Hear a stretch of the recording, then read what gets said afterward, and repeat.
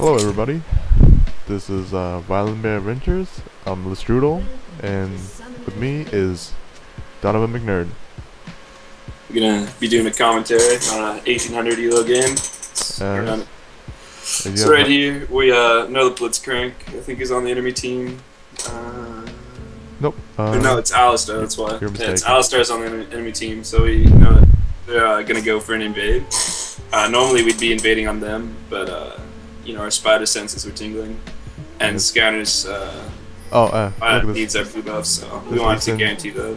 This Lee Sin is really good. Yeah. He just so here we spread out because their level 1's really strong, and we just want to get huge AoE damage off here. Yeah, Scanner gets caught, but well, everybody's focusing on him, so they get really out of position. Exactly. So they overcommit to their invade, and even though Scanner dies, we punish them really hard here. I have Ghost on, so they have no chance of escaping. And here's a really funny play. This Uter, he's trying to juke us. Look at this. He's trying to recall in the middle of our wraiths, in our wolves, and then we just catch him there. We just turn a level 1-5 into 4-1 advantage for us. Our teammates having a ball right here because we're pretty happy about this.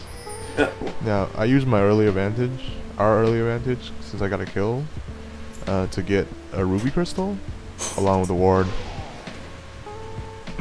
With Kayle and Volibear lane, early ward is not really necessary, but since you got the advantage, a ward can hurt. Since their jungle was really behind right now because he just died in jungle spawn, it's not likely they're gonna gank us, so I'm probably gonna save this ward for later. So right here, we know that we can beat them in lane no matter what in any kind of fight, and we know that Udyr is going to be extremely weak because he. The important thing is, like, one thing we could have done better that level 1 fight is to drag out Udyr's death as long as possible, just to delay that.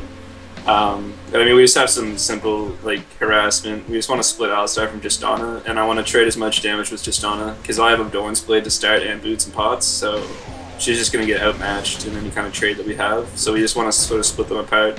And then we want to get a kill on the carry if possible, because it's important for them to get farm and not the support. But we'll kill whoever we can, obviously, because you know, we do have just a better matchup than them. So zoning, like, Kayle scales better than any other carry, like, pretty much, other than like Cogmo.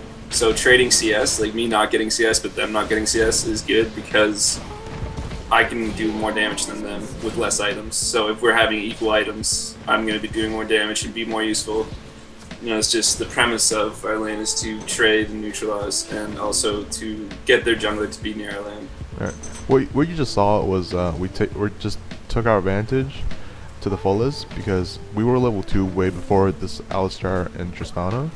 And when we're level 2, we have way more burst potential because Kayle's Reckoning and my E, Majestic Roar, is a lot of slow for them to handle, and since they probably blue flash, we just got an easy kill on Alistar, who's level 1, who isn't really gonna get away with Pulverize alone.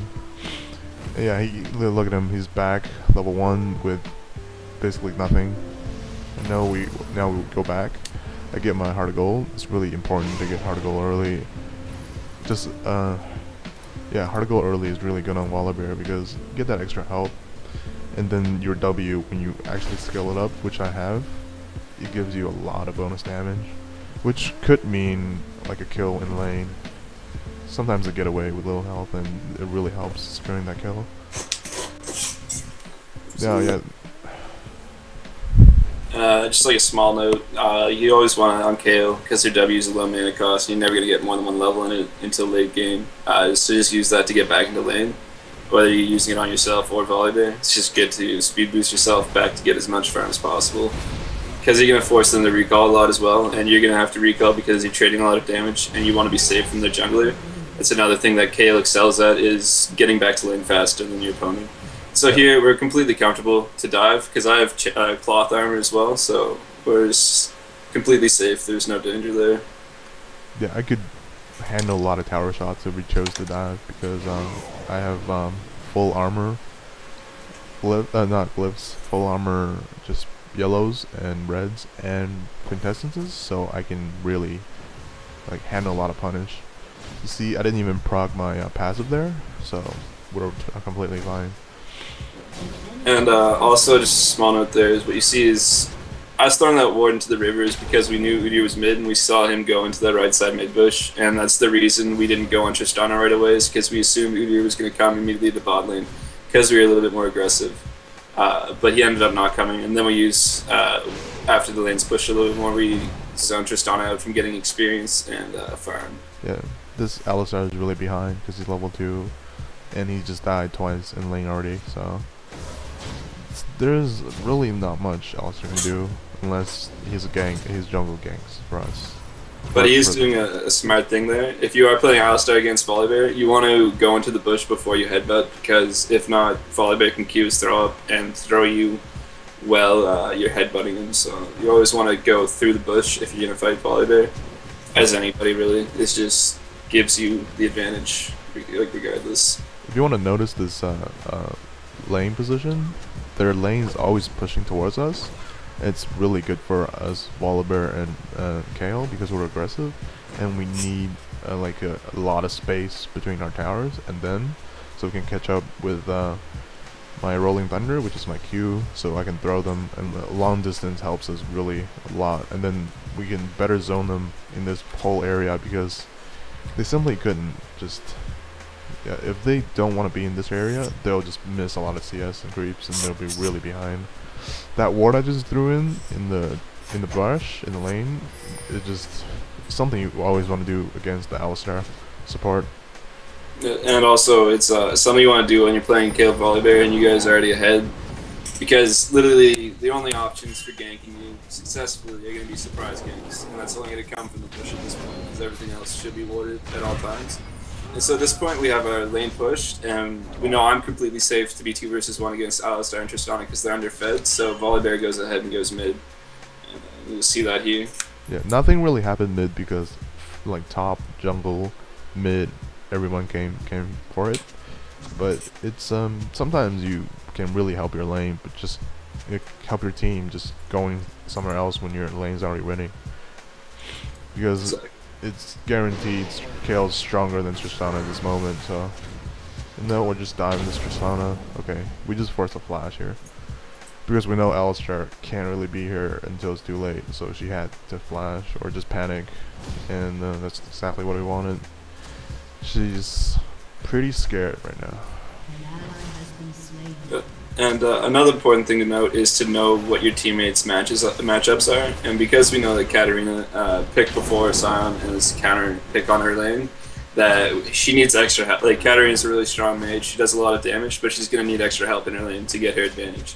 And because we've already won our lane, and we don't really need to zone their carry anymore because he's going to be weak mid-game, and like, we don't need to do any more work on Tristana, we want to focus on getting our other characters on our team fed. There's something really important. When Kayle's level 6, we have a lot of potential for just tower diving people. Now, Kayle didn't have the mana to ulti necessarily, but it didn't really matter since I had my heal and my passive up. So you just see Kayle tanking a few tower shots, me tanking a few tower shots, and then we just get out very safe because just Tristana has no way of killing us, and Alistar was level 3. We just took advantage of that, and we just straight up killed him. And Udyr's here. Udyr.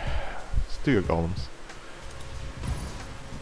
Yep, now I have my Philo Stone, which is really important too, because you now have 2 sources of income, go per 5, and I have 2 wards. And it's just really hard to help bot lane now because they're so behind. And you see that Scouter never ganked for us because there's no need really, right? And he's just helping top and mid. And mostly, like, he just wants to counter wherever their jungler's going and evening out the trade. And that's also what Volibear did in mid when he went and they 4-man ganked mid. He just evened out that trade so that the lane wasn't behind after that gank. Because ganking isn't all about getting a kill, it's about doing damage to the enemy most of the time and just giving your lane an advantage so that you can farm better. And here we're just playing a little game with pink wards. It's kind of important to pink ward that brush, especially, okay, they just pink warded back, but it's good to have vision in that brush because you'll see shortly why, I think. But regardless, we know that Tristana automatically has to push her lane because of her passive if she wants to get last Right, hits. here it is.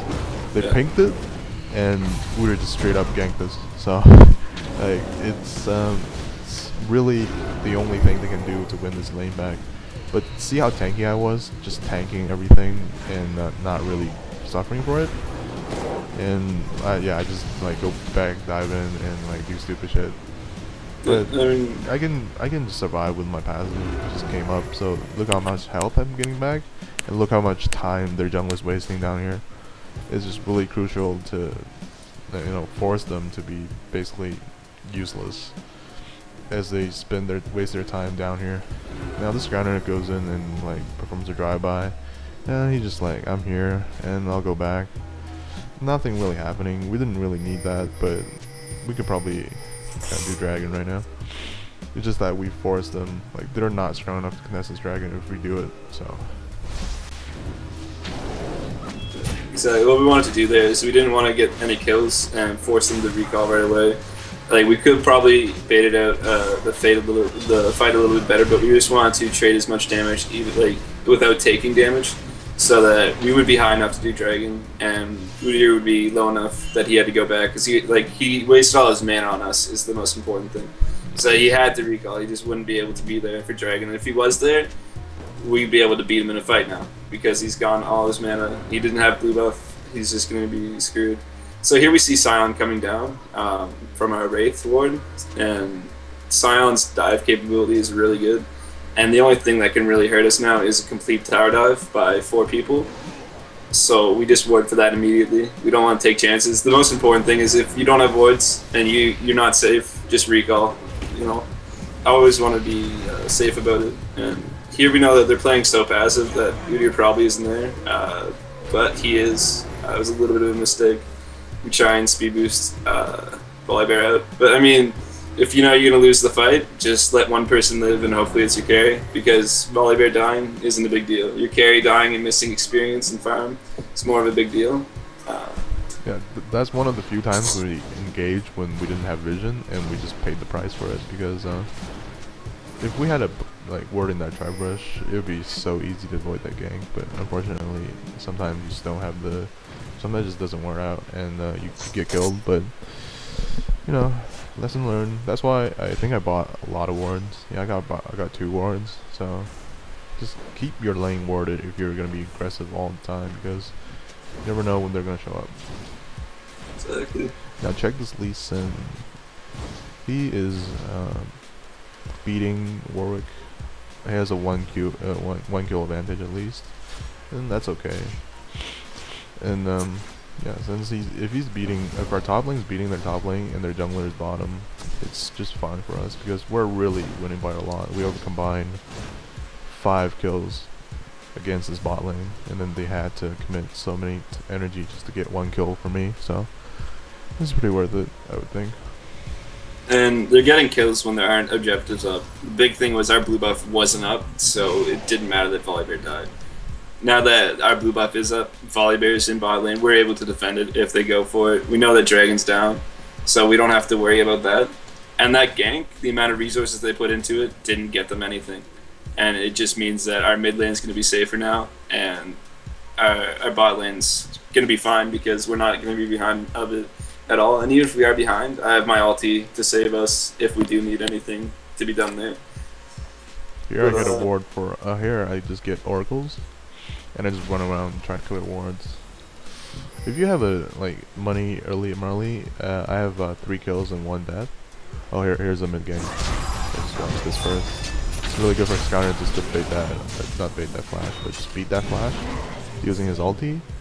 And yeah, as I was saying, if you have money for early oracles and you already have 2 gold per times, it is really good to just invest in oracles, because it gives your team so much advantage just in map control and map awareness. And with Volibear, you can keep it for a pretty long time. Exactly. You're going to see a mistake from us in a second here, though.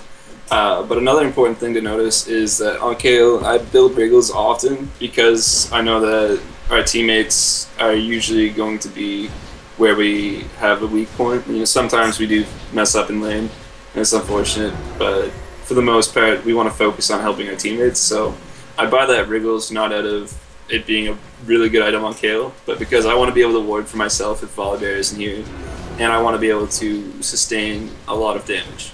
So it's just a really good all-around item. And here we're just playing games with Udyr, and we get a little bit too cocky in a second, and have a little bit of a miscommunication, and it actually costs us. For 1 second, you see that Sion showed up, but we just didn't notice.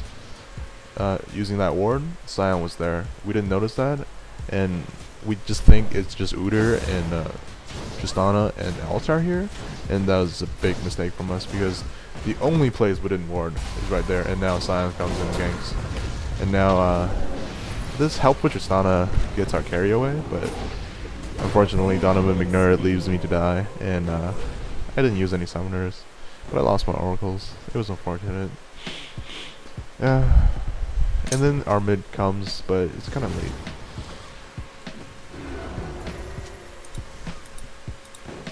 Are you watching this in like 3 times speed, or?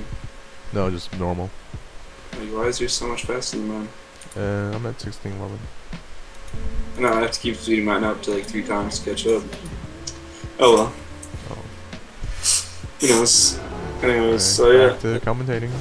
Now this Katarina is trying to do something, but I don't think it's gonna work out. What does she have? She has a gunblade already, and that's pretty good for us damage wise. The important thing to mention about Alistar is that he didn't give up and start just rushing items because he was behind. He still is putting up the wards that he needs to, even though he's getting zoned completely. He's playing his position as best as he can. He's not raging and just building a Philosopher's Stone. If he did that, he would just absolutely lose his lane for his teammate, and we'd have mid on top of him 24/7, because a lot of times teams just give up halfway through the game and stop playing their role, what they're supposed to do, and sacrifice for items, and it just is terrible to watch because people just make other people angry and it just snowballs on the enemy team, and we exploit that. That was a silly mistake with Katarina just jumping in without any wards, without any vision. If Sion was there earlier, you have to find my gang time.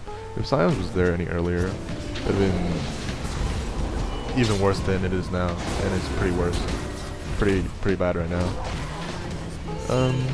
But yeah, like the other team is pretty smart in doing this 5-man gang thing because I don't know, they got us in dragon spawn, so they got both like 2 kills and an objective, but they're trading it for just top tower.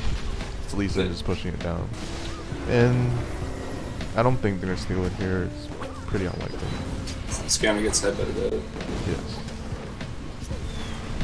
Yeah, and I mean, like, the big thing is because our top lanes are, like, already was winning, he gets to push higher than normal as well, so it's really important that, like, your top lane wins, so that if something like that happens and they all come bottom to deal with us, that they're going to be able to push appropriately. If they're underfed and they're just sitting there to farm, it's really bad, but he didn't stop to farm creeps, he just pushed the tower immediately because he saw his lane was bottom, so it was really good by Lee to do that. He should be farming a little bit more than he is, and he ends up wasting a flash there, but he played that pretty well, and you know, it's good to just have a top lane that's going to be tanky for you, because if you have people that are going to stay alive, they're going to do damage. If you have people that are just going to die, they're not doing any damage, so it's really important just to have a tanky frontline team, and we just really want to exploit that, and that's sort of the purpose behind Volibear, is just to be able to initiate and stay in a fight and do damage.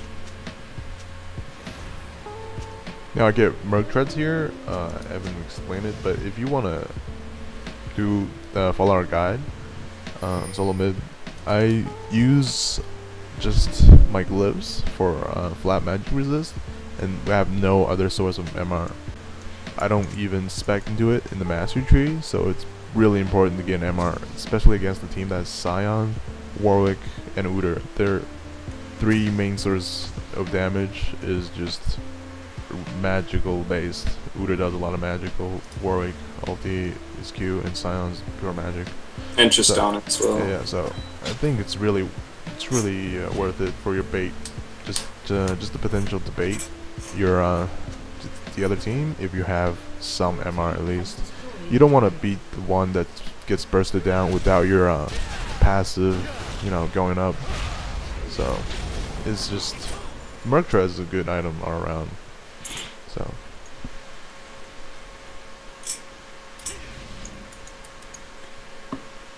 now I think we're just gathering up. Yeah, the really key objective around this time is either Dragon or Baron, and I think we have a strong enough team to at least force a Baron, because if we can just force a fight on the other team, we could probably win it.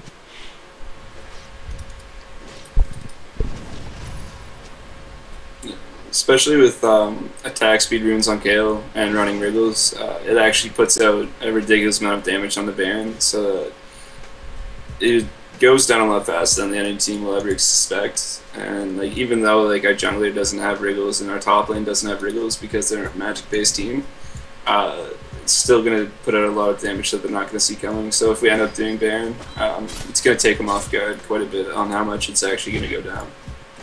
Yes, yes.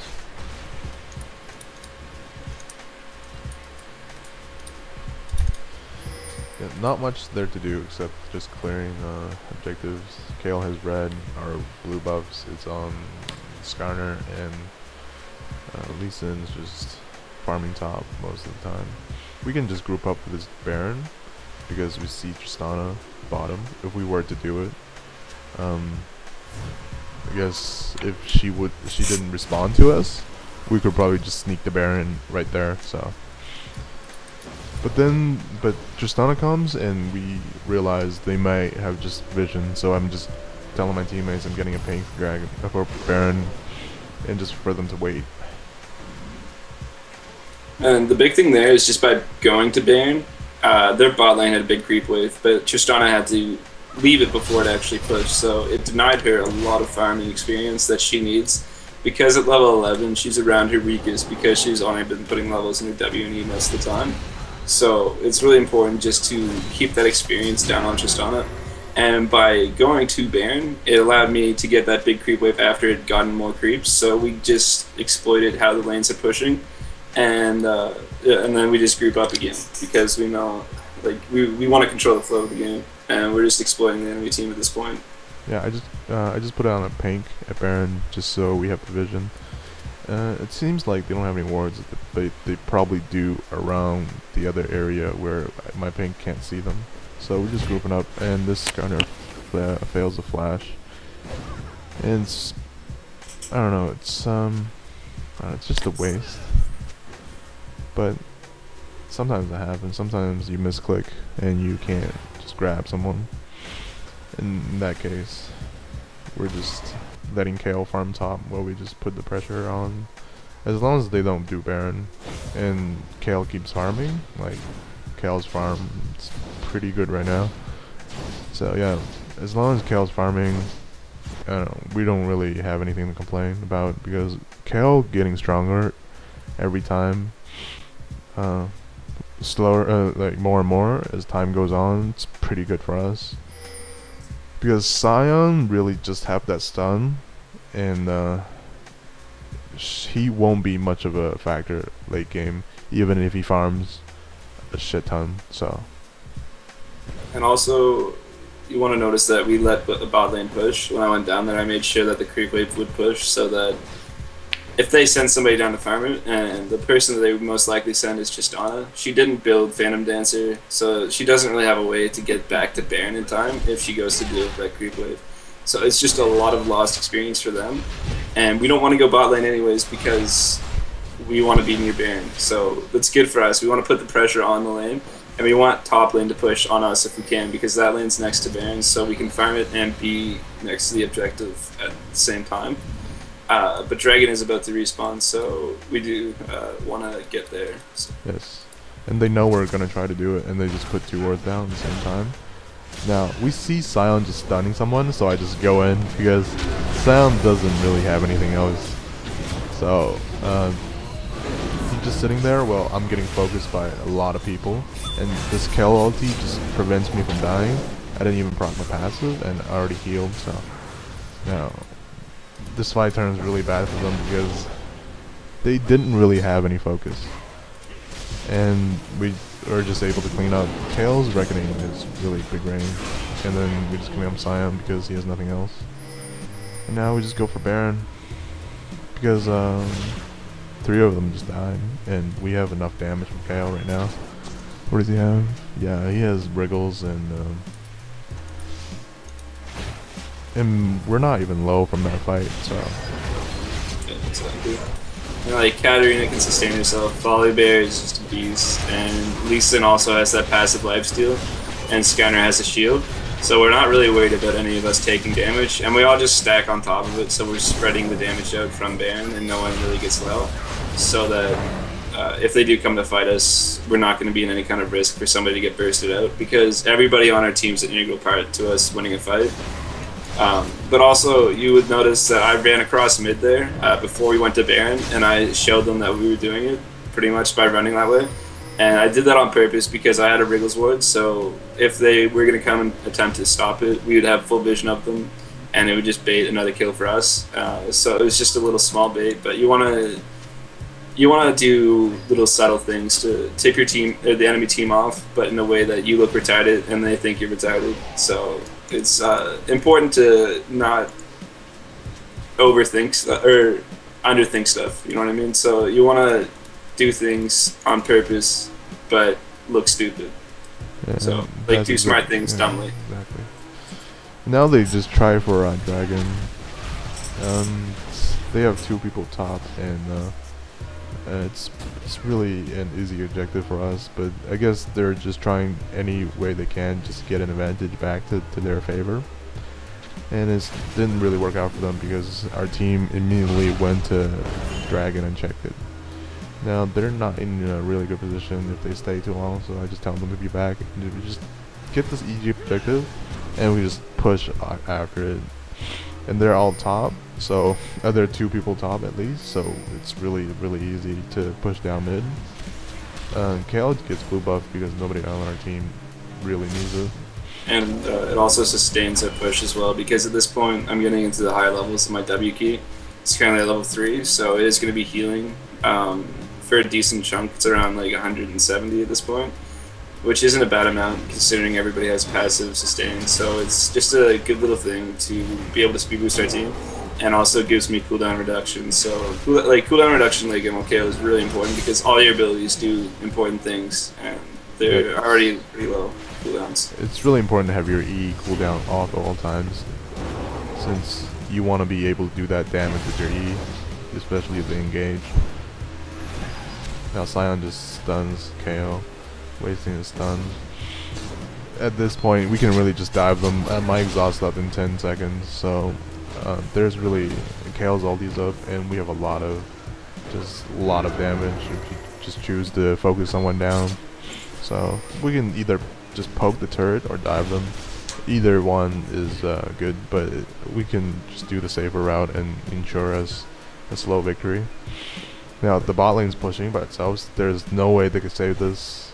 If they try to fight this, it's really bad for them because we're stronger, we're more farmed, and basically we have Baron.